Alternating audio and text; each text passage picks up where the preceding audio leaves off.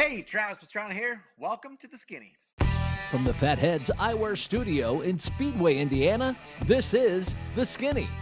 Brought to you by Toyota and General Tire.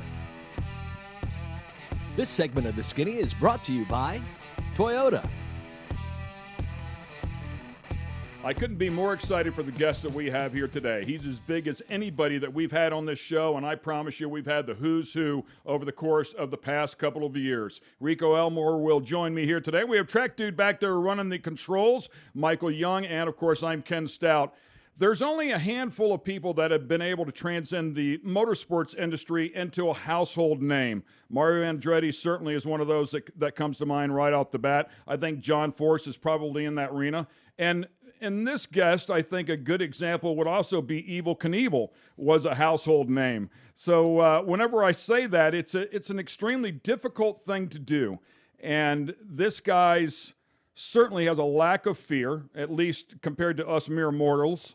And his extreme ability to pull off the successful stunts and things that he's done over the course of his career have helped make him a household name. He's done it truly in a lane of his own. He's blazed his own path and has really opened up the door for many others. And the dichotomy of his personality to go along with it makes absolutely no sense. One of the most competitive guys you will ever meet, a champion at the highest levels of the game, which proves his desire to win and what it takes to get there. He has all of that, but then to talk to him, he is the nicest, kindest, most gentle guy you could ever meet. You wonder how all that could be combined inside of one person, but that is truly Travis Pastrana, 199. And I would borderline say that even the 199 has become merely almost a household name. You could go by 199 and not even say Travis Pastrana, but welcome to the show, man. They don't come any bigger than you. We appreciate the time.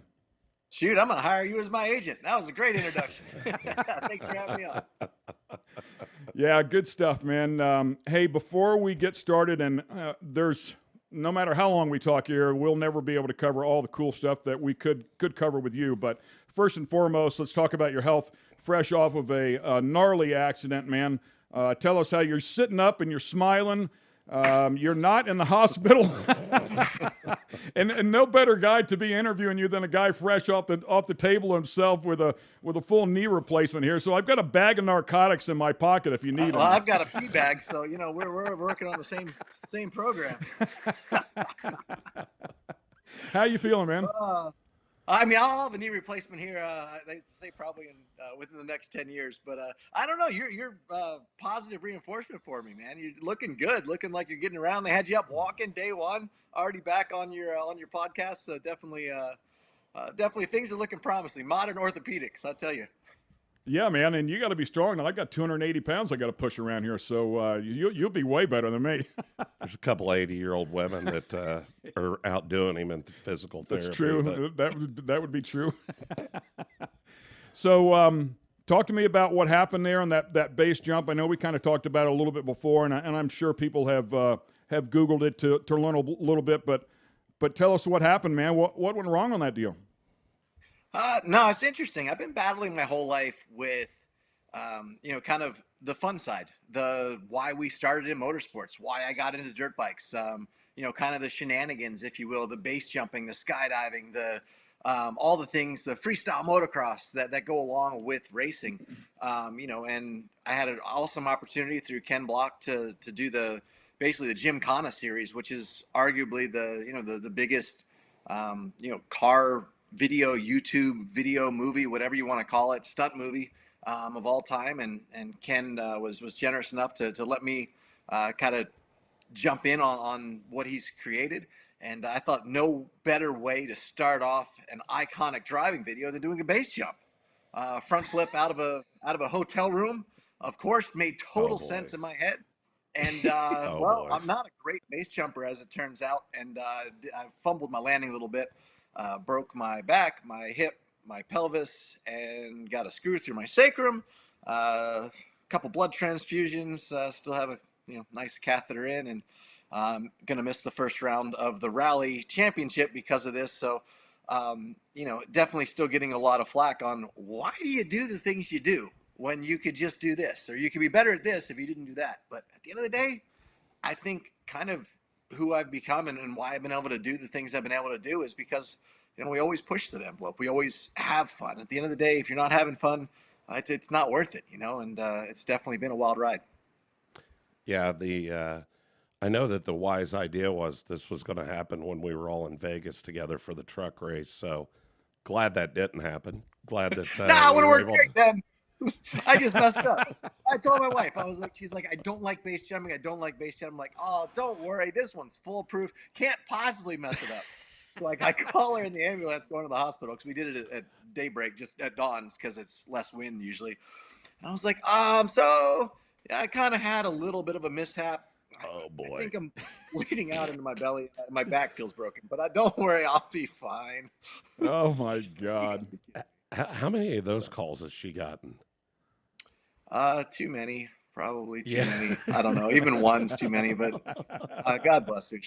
She puts up with me. And I tell you, my wife's 2-time world champion in skateboarding, and they say, oh, you must be raising your kids very in the extreme world. But I think Lindsay's definitely more extreme with the kids than I am. I'm like that. I'm not quite a helicopter parent, but definitely more so than Lindsay as far as knowing what can go wrong and trying to make sure that it doesn't happen to them. But they're definitely both of my girls are pretty brave, I guess, considering their peer group. But it's fun. They're in cheer, so a totally different world than I'm used to.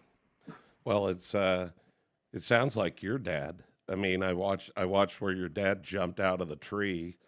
I was watching some old video, and I remembered, from the past watching some stuff with your dad, and of course, the support your mom and dad had given you through along the way, and your mom working that speed back. You definitely probably didn't mess with her, right? No, I mean, my dad was in the Marine Corps, so if you slept till 7 o'clock, in the morning on a Sunday, you were a lazy pile of crap. So definitely good to have that work ethic. I think I learned a lot from him, but definitely I was much more afraid of my mom. She was harped a lot on the education side of things. She believed in me a lot more than my dad did. He's like, look, his brother was quarterback for Denver Broncos and still ended up teaching health and football and wrestling coach at Anne Arundel Community College, and worked construction with my dad and his other brothers on their, during his summer vacation. So he's like, look, best athletes ever come out of our county, maybe our state. And he's still working construction and teaching health at a community college. He's like, you're never going to make it as a professional athlete, but any day that you're doing what you love, ride that train till the wheels fall off. I loved how he was teaching you how to drive the Bobcat at about, I don't know, you were maybe 4, maybe 3. Yeah. No, not just before my 3rd birthday, I knocked down a wall with it. So. Oh my God, you were 2 years old. Wow. Yeah, I mean that was. I think about my granddaughter, right? Right. I'm like, there's no way I would put her on that. That is a horrible idea. No, it wasn't a horrible idea, but it was fun. I'd put my daughter on a riding mower when we lived in Jersey. We had a big backyard, and I put her on. I had just a John Deere riding mower, and I don't know how old she was. She had to be, I don't know, maybe 5, 6 years old, somewhere up in that neighborhood, and watching her cruise around. She had this huge backyard that she could play in, and somehow managed to run right over the top of the grill, which of course had the gas line connected to it underneath the ground. So, and then she didn't crash, she didn't fall off of it, which is my big concern, And you see it happening, and I'm thinking to myself, well, certainly she's going to turn, but nope, she never turns. So it kind of reminded me of that, to be honest with you. It brought back a good memory. Yeah, kids are wild. I've learned a lot from my girls, and my daughter we had them riding the little 170cc kind of carts, and my daughter again, she's 5, but she's doing some jumps and cruising around, and like on motorcycles and everything, and she just ran straight into a tree. And she was crying. She's like, I'm never wearing a seatbelt again. And she had like a little bruise across her chest. I was like, no, that seatbelt actually saved you from smashing your head against the tree. She's like, really? Yeah, nothing common about sex, but trying to get that in there. Yeah, that's some good stuff. So we were talking about it prior to the show starting, and man, Red Bull forever and Black Rifle Coffee now, which, everything I've seen of those guys, and listen, the Red Bull guys, great guys, but Black Rifle got a great story behind it. Tell us about that. It's awesome. Honestly, everything that I've been doing in the last couple years, really similar to because Subaru was, or not Subaru, sorry, Suzuki.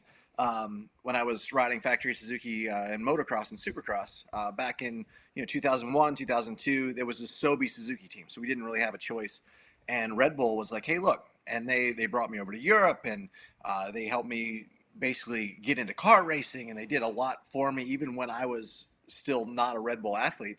And as companies grow and whatnot, Red Bull has done so much for my career. They've done so much for action sports. But really over the last probably maybe 8 years, I've been really good friends with a couple of the owners from Black Rifle. And, the company started off, pretty small 8 years ago, where it wasn't, they didn't really have the means to do what a Red Bull could do.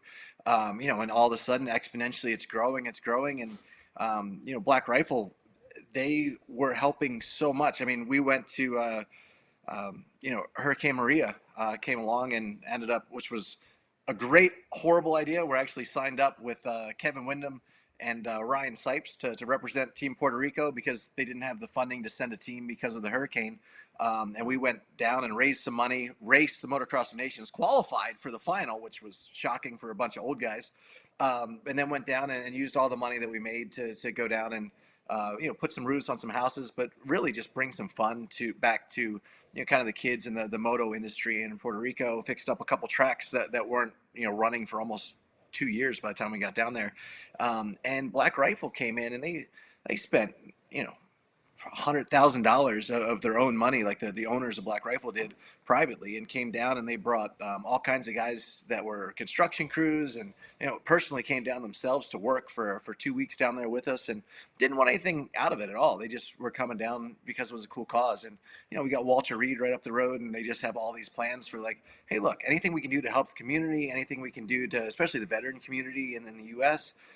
We want to be America's brand. And a lot of the stuff I couldn't do because I was with Red Bull. So honestly, it's not nothing against Red Bull. Red Bull's been absolutely amazing. Black Rifle's like, look, we don't even have anything against Red Bull.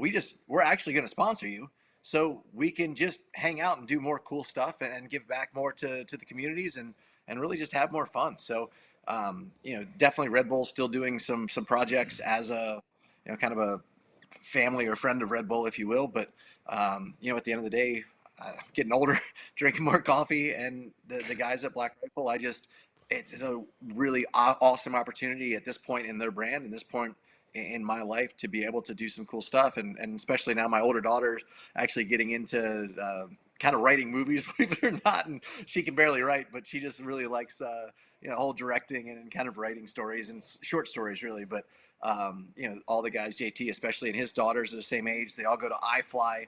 They actually Black Rifle invested in iFly. Like a lot of the stuff that's right up our alley, it just all fits with the family. And as far as a family tie, there's no better brand for me right now than the coffee company of Black Rifle. What a great story, man. I did not see it going that way. I mean, my question was going to be, that had to be an extremely tough decision. You walk back into the dining room with your wife and say, honey, I just was offered this incredible program from Black Rifle Coffee, but I would have to get rid of Red Bull. That's what I'm thinking in my mind. But you're telling me they're playing ball together to some degree, and man, that's an absolute beautiful thing. Not necessarily playing ball together. I mean, definitely Red Bull sees it a little differently than Black Rifle. Black Rifle is basically like, hey, let's just have a lot of fun, man. This is going to be awesome. And whatever we have to do to support the industry, support the sports, they're fans of action sport, especially JT, Jared Taylor. He's been a huge supporter of everything action sports. And, they brought Pilot X in. I had this grand scheme idea from Nate Wessel, and he's like, oh, we should have a helicopter with a minigun and Pilot X blowing up some cars while Ronnie Mack jumps over top with an American flag cape and you slide underneath. And Black Rifle's like, yeah, let's do it. And I mean, exponentially money per reward, it didn't make any sense, but they were like, this is going to be the greatest picture of all time. And they did it. And, I'm not saying that our relationship is going to be extremely smart relationship, but it's going to be a lot of fun. So, Lindsay coming from the skate background, people just, they don't leave Red Bull. Red Bull's done so much. They have a very good brand. The athletes they sponsor, they generally tend to keep lifelong, and definitely, no hard feelings there. They've been awesome to me and helped build my career. But like I said, this is just an awesome opportunity to have some great fun with friends. And my parents, since day one, my dad always said, "You're never going to make it." But, like I said earlier, but if you can have fun, do what you love, keep doing it. And I think this is a perfect place for me. We just scratched the surface of one of the all-time greats, and Travis Pastrana. We're going to take a quick break here, and we'll be right back on the other side.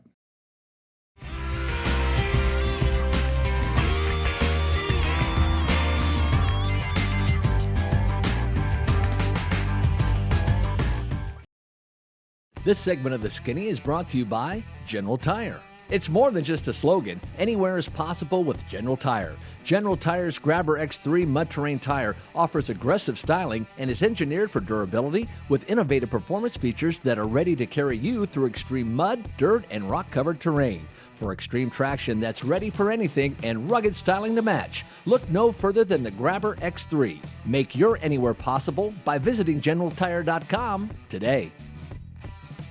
Once again, we are back here with one of the most exciting guests, in my personal opinion, that we've had on the show. And Travis Pastrana has taken a few minutes as he is recovering from a nasty crash that he had just a couple of weeks ago. But looking forward to another season, another successful season, I should say, behind the wheel of that incredible Subaru rally car. We'll talk to him about that in the future here, probably next segment or so. But I want to go back to something that you had said as you were talking about Black Rifle coming on board here and some of the ideas that were initially thrown out.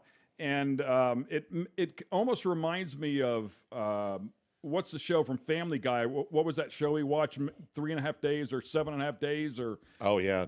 6 days to show. 6 days to show. Not Family Guy, South Park. South Park, where they all get together, and they come up with ideas. So I've often wondered, how does that process work with you guys? Is everybody sitting around at the dinner table later and you just come up with the ideas? I mean, and I want to throw in on that, the limo, ramping the limo with the hot tub in the back with Connor and Jim.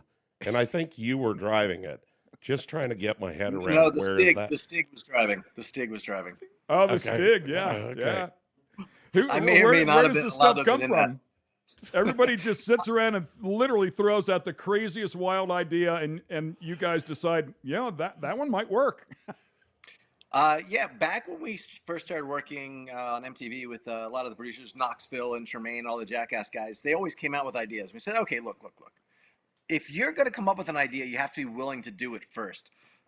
So Jim York, unfortunately now, our whole crew, really, everyone just has seen, we've had enough success that people don't question us. So if we're like, we got this cockamamie idea to do something absolutely insane, people are like, yeah, it makes sense. They'll pull it off.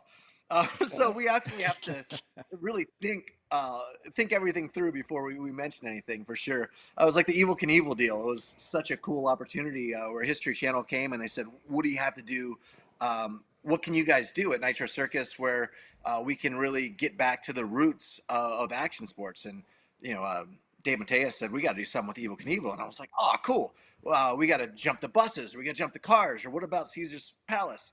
And a day later, we had confirmation from Greyhound. We had confirmation from Caesars that we could jump it. We had all the Evel Knievel, all of his,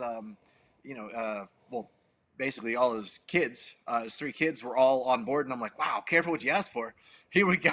We're going to be jumping a no suspension motorcycle. And when I say we, I mean me and the mouse in my pocket. But that's why good time. That's why I was getting ready to say I didn't see anybody else but you on that bike. So yeah. But the coolest thing about Black Rifle is going into that business meeting for the first time. They're all, Logan, they're like Green Berets at, and their dev group and their, SEALs, and they're all the top of military. I've never felt like more of a sissy going into a boardroom.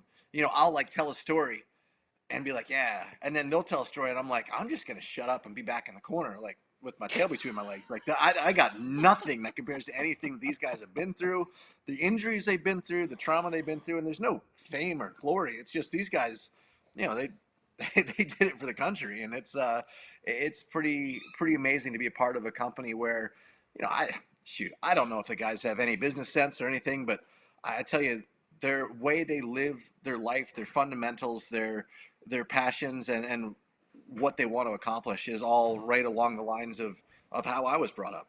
We had a very military family. My wife's dad was a Marine. My dad was a Marine. My mom's father was in the Navy, or so my grandfather on my mom's side. My grandfather on my dad's side was also in the Navy. We live in Annapolis, which is the Naval Academy. My best friend growing up was a Navy SEAL. So even though I'm not part of the military and I have no idea what it's like to have people shoot at me or anything like that, I don't even want to pretend I know anything about that. But I feel like to a certain extent, that camaraderie that those guys have, and kind of knowing what it's like to have to have someone else have your life in their hands and vice versa, and just kind of the way they go about their business is really cool. So walking into a room like that, when they're like, okay, we should probably have a plane. I'm like, what kind of plane should we have for Black Rifle? I was like, that's a cool concept. And I'm thinking like jets and whatever. They're like, C-130. And I looked at them like, Oh boy. what? How fast is C-130 goes? Like what? 250 miles an hour? They're like, yeah, but the best part is we could have like ping pong tables, and then we could just pick people up in fields. I'm like, excuse me? Like, well, I haven't done it since the 70s, but we could probably perfect it with modern technology. Wow. Like, yeah, you can hook yourself to a balloon. They used to do it back in the 60s and 70s, back in Vietnam, and they put people. You'd be in a field, I guess. I mean, not me personally, but I have a feeling this is going to be in my future, where you have a balloon, and the front of the C-130 has a little like V on it, like a little cone. So the C-130 runs into the cone, the balloon goes down, hooks in the top, and then picks you up, and you go flying like behind the plane, and then they winch you back into the back of the plane. So like, this is the kind of ideas that they're having on how they're going to pick me up and take me to a rally.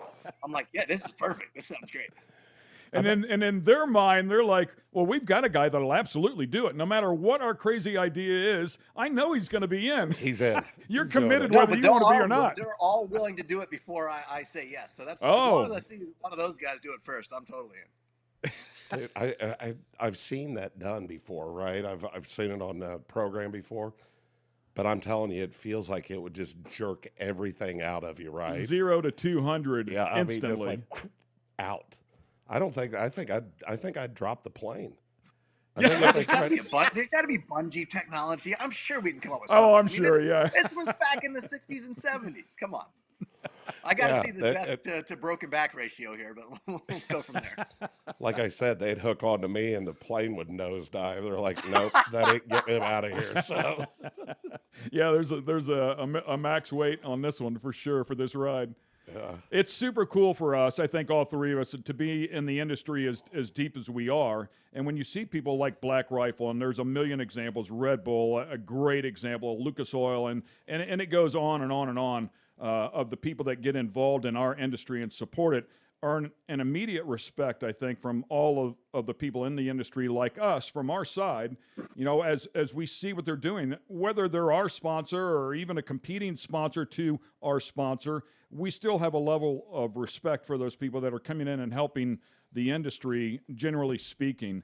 And then whenever you can take it a step further, and I don't know if you can go any further than these guys, as you talk about, being on the board and doing what they've done for our country and putting their lives on the line and living in their world of crap, if you will, whenever they were earning their money. Man, I just don't know if it gets any better than a company like that.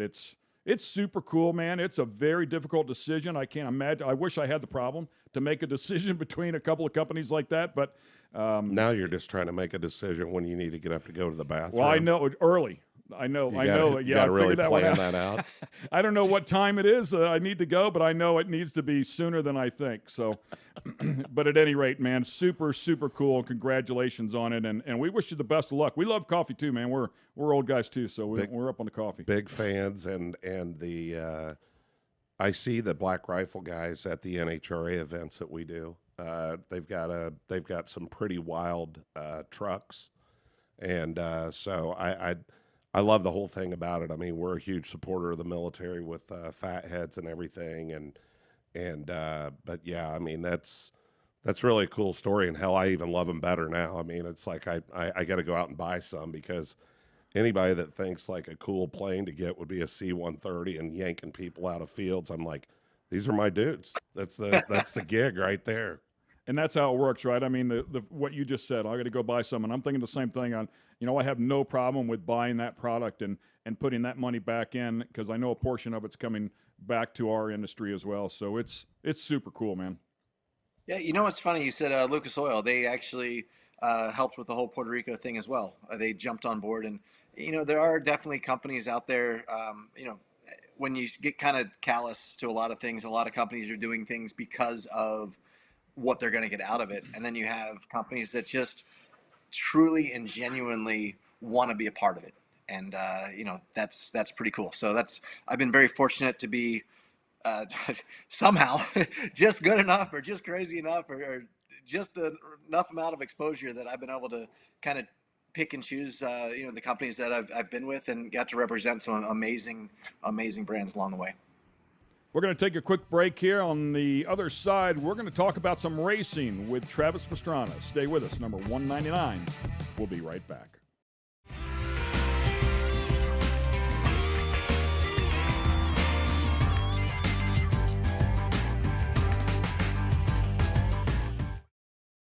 This segment of The Skinny is brought to you by Toyota. Welcome back to The Skinny. A very exciting guest on the show with us here today, coming to us remotely from his home, a personal hospital bed. It looks like he's made his way to the couch, actually, but Travis the couch Pastrana, today, only for you guys. Travis Pastrana in the house with us, man. Couldn't be happier to have him on the show. Talking a little bit about the background, his new sponsorship, his new associates, and of course his family. A little bit where he got started, and Rico and I to do a little bit of homework because let's face it, man, you've been in the game for a while now. Went back and watched the 199 Lives movie. Pretty rough movie to watch. I got whenever you watch it, I'm thinking to myself, I think it was made 2008. It was like expecting footage to be pretty decent, but you're watching, it's like, oh my God, this is 1980. But it was 2008. It may have been made, but that was some old footage. The footage was old, right? Oh, it was. Oh my God! It was wild. I mean, just watching all the pieces of it, and I'm like, yeah, they weren't using a foam pit. They were using smashing the ground pit. When they would miss something. So well, I saw the first segment, and I looked at the views, and it was just short of 48 million views. I was like, oh, my God, that is massive, dude. And as we watch it, of course, it just brings back all these memories. And I know that you've been around for a while, very successful at everything. But I forget stuff like, holy crap, he ran the Des Nations. They won Des Nations with Roger DeCosta, right? I mean, yeah, Roger was like a father to me, man. The media made it out to where he like we didn't get along, but no, he was awesome, and he was the team manager for Team USA. I was 16 years old, won the U.S. Championship, but against my heroes. I mean, we had Talon Volan and Steve Lampson, who were probably the favorite to be picked to go over, and then Roger went with a rookie and went over with Ricky Carmichael, who won the 250 class, and then honestly, it was amazing that the main rider on the team, or the 500, the open class rider, was actually Ryan Hughes, who hadn't had a great season, but Roger went with heart over anything. And we were able to come back with the 2000 Motocross of Nations Championship in Saint Angeli or whatever. Sorry, my bad. France. There was probably 150,000 screaming people, and they were all booing me. Jumped over the French rider on the last lap to make the pass. That's what I was getting ready to go say. in number one. Oh, it was great. Yeah, the jump over literally aired it out and landed way down that hill. And it was so funny. I was watching that, but I had watched a lot of the other footage and knew of all the other, some of the footage as well. But it was like, that looks like where you were running in the woods, where you guys were just out there, not jacking around, more practicing. But that was like something that somebody probably wouldn't really practice that much. Like, hell, he had it in his bag. It was there. Yeah, it was incredible. 16 years old, if I recall, and wow, man. But that movie brought back some of these memories and just how talented you were, and your dedication to the sport, and seeing you work out the way you were working out. It's when people meet you or they see you for the limited amount of time that they actually see you on television, and they begin to put together their picture of who they think Travis Pastrana is, they would never, I don't think they would ever put together who you were whenever they showed you on some sort of machine working out until you were absolutely all but dead. I mean, 100% all but dead, working as hard as you could possibly work. I mean, there's a lot of world-class athletes that can push themselves up to 99%, but to give 100%, and you clearly had given 100%, like just short of dying on the machine.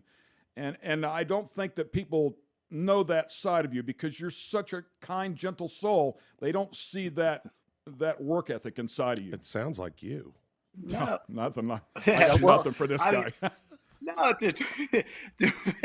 to be competitive at the top level of any sport, it takes 100% commitment, and that's at the end of the day. When I was at the races, people are always like, "Man, are you always this happy?" I'm like, if I'm at the races, yeah. If I'm doing what I love to do, I'm pretty giddy. I'm a dork. I just love riding dirt bikes. I love cars. I've been very passionate about what I've done, and that's gone a long way. But like I said, my dad was a Marine, and that work ethic was instilled in me early. If you're successful, I don't care if it's ping pong, foosball, whatever it is, 5 horsepower, Briggs and Strattons. If you're the world champ, you've put in a lot of time. You've worked your butt off, and I've been very fortunate to be able to continue. Every time I've been hurt, it got me into cars and go-karts and everything. And even this last year, this is the first year in car racing where I didn't feel like a gentleman driver. I felt like I belonged. I beat the 2019 world champion in Nitro Rallycross this year. I beat Scott Speed, who was the last American to run in the F1 championship, and multiple-time Rallycross champion. Won the U.S. Rally Championship this year. Got second over against Team McLaren with a Subaru. Their base model car was like $1 million more than my race car was. So, it was a wild year. Set the record again up Mount Washington hill climb in a 980 horsepower absolute beast of a 4-cylinder that had a top speed of 140 miles an hour and a speed zone of 15 mile an hour. So definitely pushed the limits a little bit my whole life. But I found that I'm not always the best at stuff like NASCAR, where Connor Daly in his very first race beat me, which was very devastating. I think you have a story on that one coming up. But yeah, anything that I'm able to take a little bit more risk than the next person and kind of figure out, like, if you put us in a parking lot, right, and you have cones, I'll never beat the Joey Logano's and the Kyle Bushes and the Chase Elliott's. But if you put a big jump or big cliffs or huge trees where those cones are, I still believe that my ability is the same, and I'm going to go just as hard, whether it's a cone or a 200-foot cliff. And that's where my ability lies, and that is why we've won 6 U.S. National Rally Championships and finally got the Rallycross Championship this year. That brings up a great angle, because if I had to evaluate you, I would say that your lack of ability to run anything at 90% versus 100% is probably what's kept you, that and the fact that you really didn't want to chase it. But if you were dedicated your career towards racing, and maybe that's why you didn't get a 250 win, I don't know, but you're 100%. You love to live on the edge. That's just who you are. It's how you're wired. You love to live at 100%. And a lot of times you got to ride at 90% if you're going to bring the thing home and chase a championship. But for you, it's right on the ragged edge. That's where you're alive. That's what you do. And I think you do it better than anybody else on the planet. And I've got to think that lends itself towards the rally racing that you're doing, because there's a fear factor there for everybody at some level, and yours seems to be much higher than the rest of the world. Calculated risk versus reward. It's NASCAR. No one's afraid of crashing. I mean, don't get me wrong; it's still dangerous. I mean, you still had Kyle Busch, broke his femur at Daytona and it's a couple years ago. But it's cool now with Rallycross. It's the first sport in a long time that drivers have been coming over. I mean, we had Chase Elliott jumped into a race this year. Kyle Busch jumped into a race this year. looking at more guys from Indy and NASCAR, and maybe even a couple of the guys, former F1 drivers, coming in, for a race or hopefully a whole championship this year. Still working out some things, but it's the first time in forever that, like my dad said, back when men were men, and you actually get to push yourself. You get to the track and you're equal parts scared as you are excited. And I think that's something that's been missing. The racing's great. Don't get me wrong. NASCAR, it's the most competitive sport, I think, in the world. And those drivers are the most underrated drivers in the world. But at the end of the day, to be able to go out and to be able to drive a lap by yourself on a track and be thrilled and have that adrenaline and be excited. I mean, Scott Speed doesn't get excited for anything, and he came off giddy at the second round when, we had a jump that Tanner Faust went over 200 feet on. I mean, yeah, he should have probably broken his back, but he rode out of it. He rode out of it. Big deal. It's great stuff, and that's exactly right. And that's where you excel. That's where you shine. Even though there's a tree on the other side, your psyche is, if I do everything right, that tree should never be a factor. So why would I ever? If you can dodge a wrench, you can dodge a ball. Right. That's exactly it. Let's go back to the NASCAR event, the Truck Series race, right in the middle of the good old COVID. Is that your mailman? Just kidding. That is my mailman. Yes. So sorry, anyhow, I can't get up, so we're good. yeah. Leave it at the door. Yeah. So anyhow. So Jim, our friend from Pit Viper, decided that he would wager a little bet with me. The two eyewear companies going at it. He started it clearly, and he bet $69 on Travis is faster in the Pit Viper shades, and hashtag I can't read. And I said, BS, I got Connor for 70, faster than TP. He said another couple of words I can't say. I'll call you 420, 69. I said, I'll raise that to 1262, 07, 3 times he goes, that's it, 69, 69, 69. Well, Connor beat Travis. So we're still trying to figure out where this $6,969.69 is I at this like point. Where your all's math was pretty on point there. Yeah, and he's trying to play off the Travis, please go fast. Also, I'm too drunk to text. Hello, goodbye.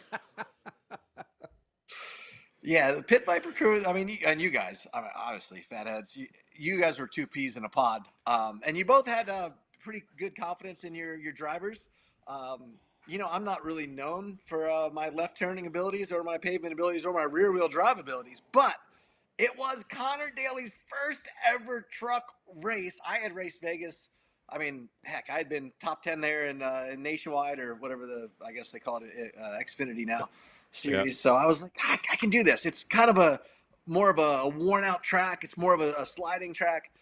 And sure enough, Connor Daly, Fatheadz driver who led the most laps this year at the Indy 500, who also jumped in don't for. Get me started on that.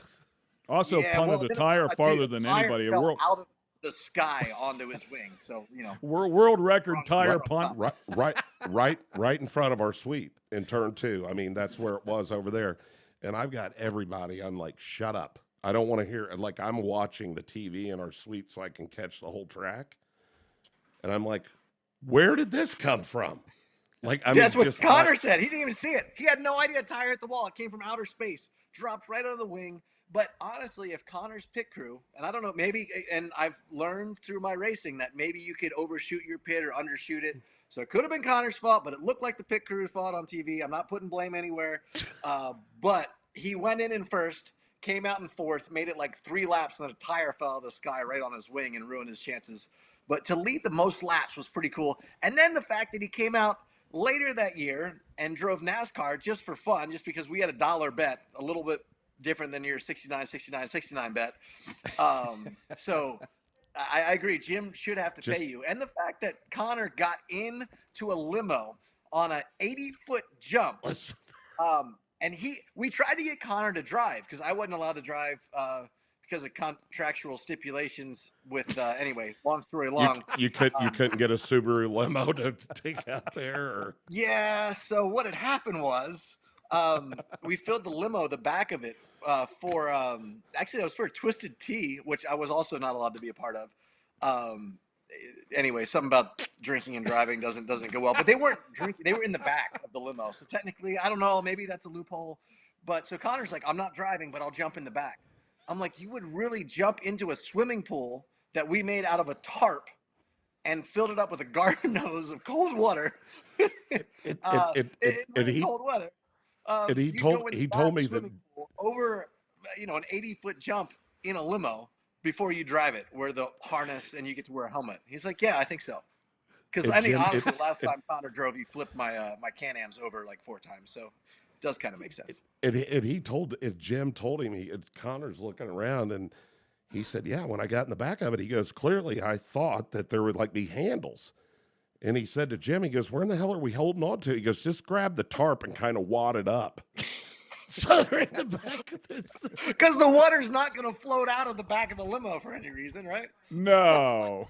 Speaking of that 199 Lives movie, part of that was your father talking about you. You had been wanting to go off of some big jump, and he kept saying, "Don't do it, don't do it, don't do it," and goes in the back to get the loader to make another jump, and somebody comes running over and says, "Mr. Pastrana, Travis is hurt." And I guess you'd gone, he said he went off the big jump, didn't he? And, of course, you had balled it up, and it was just before, I want to say, the start of a season. Yep. Tibia plateau fracture, torn ACL, bucket handle meniscus. I pretended I wasn't hurt and raced the first round and crashed again in the first round. And that was it for my season. Then I got the X-rays and everything. They're like, "What were you thinking?" I'm like, "I was just thinking I didn't want to get killed by my dad." Is that what it was? Because they said DeCoster was upset with you, and you're like, "No, man, I'll be fine, dude. I'm gonna win." Yeah, well, Roger had a love-hate with me. So I was supposed to go out and do my first ever pro race with Suzuki. Just turned 16, and I neglected to mention that. So I was going to get there on Wednesday morning to do a test before the first ever World Supercross out at the Rose Bowl, and I was going to be my first time representing Suzuki 125s, and I neglected to mention that I was going on Letterman in New York the night before, and I was going to do a jump, and I crashed because it was raining a little bit, and I hit a fire hydrant off the side, and dislocated, and I had second-degree separation of my left shoulder. So I got there, and I couldn't practice, and I couldn't test, and I couldn't do anything. And I was like, "Roger, I'll win this weekend." He's like, "Win? You can't even ride." And I won by dumb luck, and I was crying the whole time, but I made it through the end. And from that point, he kind of had that all right, well, at least he's tough. He's stupid, but he's tough. Yeah. Can we all agree that you clearly have much less pain receptors than the rest of us mere mortals? I mean, for whatever reason, pain does not register in your brain the way it does to the rest of us. Oh, no, it definitely registers. It's all the same. It's just a matter of, is it worth it?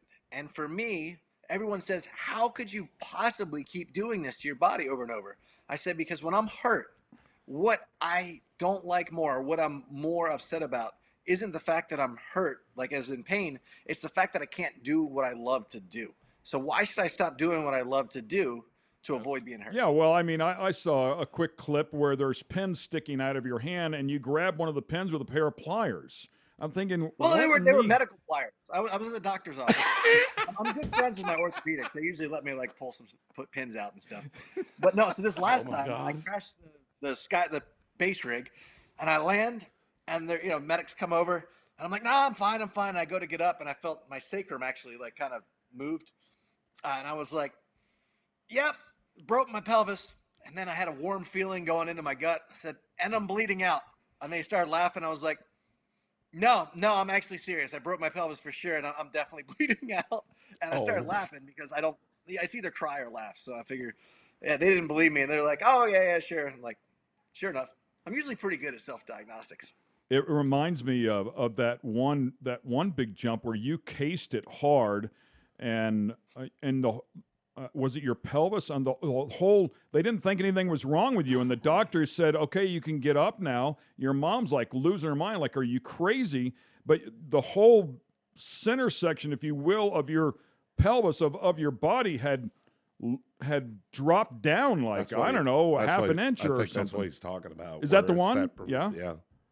So, well, actually, so this one I did that. I was actually a third known case to not bleed out after dislocating both of your SI joints. So basically shattering your hip or your pelvis. So your spine goes kind of out. Anyway, long story long. The non-medical term is it would hurt a lot. So every time but I didn't really break anything except for the pelvis, and the doctors hadn't seen that before, just because it was they say the third known case at the time. But interestingly enough, it just ripped all the ligaments and the tendons and everything around it. So when I was laying on my back, it still registered as though it was in the right spot. But whenever I try to move, my spine would basically move. Not the spinal cord or column was fine, but I passed out, and I realized how much pain I could take because, I mean, other people might be able to take more, but that was all I could take before I passed out. So I realized I taken the most pain that I could ever take, and there's not a lot more to worry about.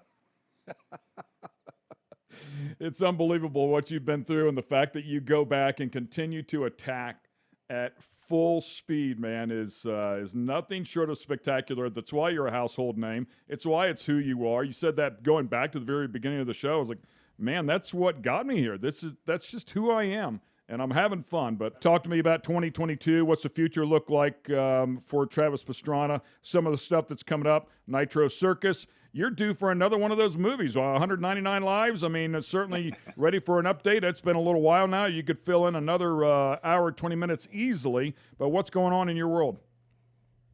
You know, at the moment, this break has gotten me a little bit of time to spend at home with my wife and my kids, and definitely have always appreciated the reset. Unfortunately, it comes at a price, obviously, but missing the first round of the U.S. Rally Championship, the ARA Championship, actually. So that puts me on my heels. But in the U.S. Championship, you can actually drop 2 rounds of the 10. So going to try to reclaim that championship.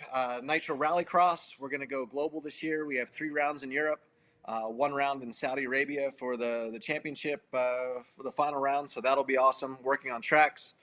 Trying to get the rallycross to take back off like we know it can, and you know, even at last year, I called up Kyle Busch. I was like, "Hey, do you want to run a Nitro Rallycross?" He's like, "Yeah, it sounds great."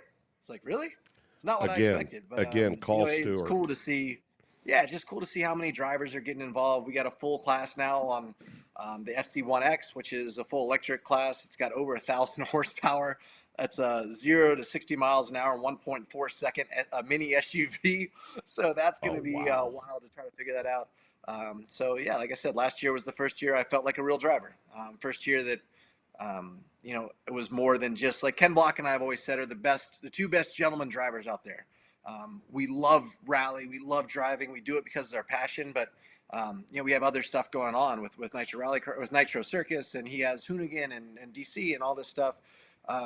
But we're able to race more and more as we get older, and we're getting more and more competitive. He's actually winning the East African Safari Classic Rally right now, and he's always driving. So it'd be good to have Ken Block back in the U.S. Championship, as well as Irish Tarmac Champion.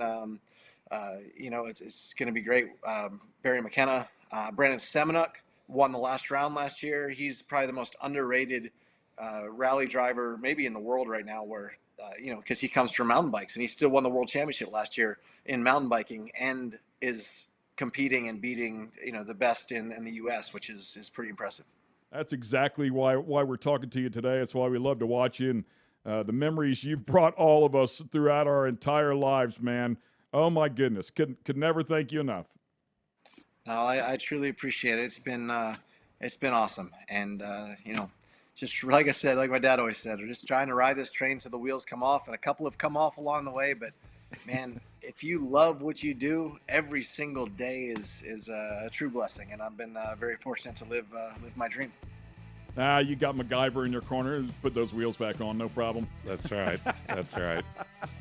All right, thanks, ladies and gentlemen. Hope you enjoyed this show, man. It doesn't get any better than this guy right here. Keep your eyes on him. He'll be competing here again in 2022 for our pleasure and our enjoyment, but he's going to be having all the fun. Thanks a lot, Travis Pastrana here on The Skinny. Thanks for being with us here on The Skinny. This episode has been brought to you by Toyota and General Tire.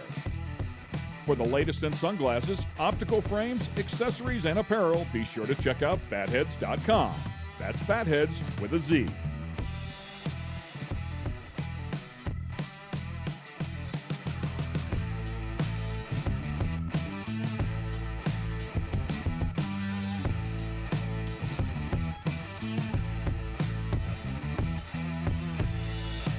Production facilities provided by Fatheadz Eyewear Studios.